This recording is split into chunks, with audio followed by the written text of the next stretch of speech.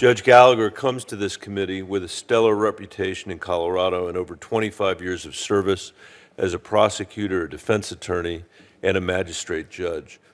The judge credits his devotion to public service to his grandfather, who served as an air navigator during the Second World War and was shot down over Eastern Europe on his 49th mission. After the war, his grandfather came home to continue the fight for America's highest ideals, working to integrate housing in his community. His example stuck with Gordon. So did a family trip to Colorado when Gordon was just 8 or 9. Like everyone who visits our state, he fell in love with the Rockies. And years later, as a student at McAllister College, he fell in love with a Coloradan, his wife Christine, who joins us today with their children, Rachel, Noah, and Gabriel, and future son-in-law Max, along with his mother, Mary Jane, and his in-laws, Don and Bonnie. In the end, Gordon followed Christine to Colorado, where he earned a law degree from the University of Denver.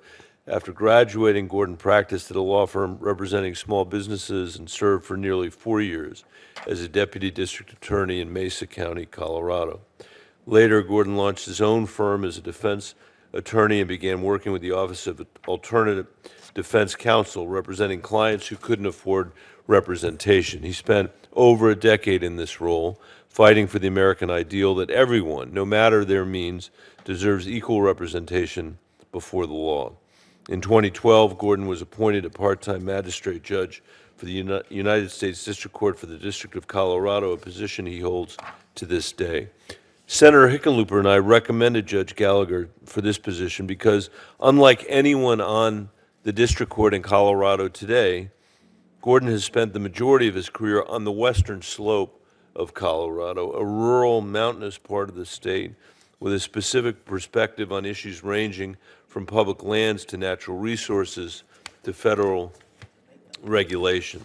Over his career on the western slope, Gordon's work ranged from representing a young man charged with manslaughter of his best friend to securing rehabilitative services for members of the Southern Ute and Ute Mountain Ute tribes, to hearing complaints about traffic delays in a small town court because of shepherders crossing the local highway.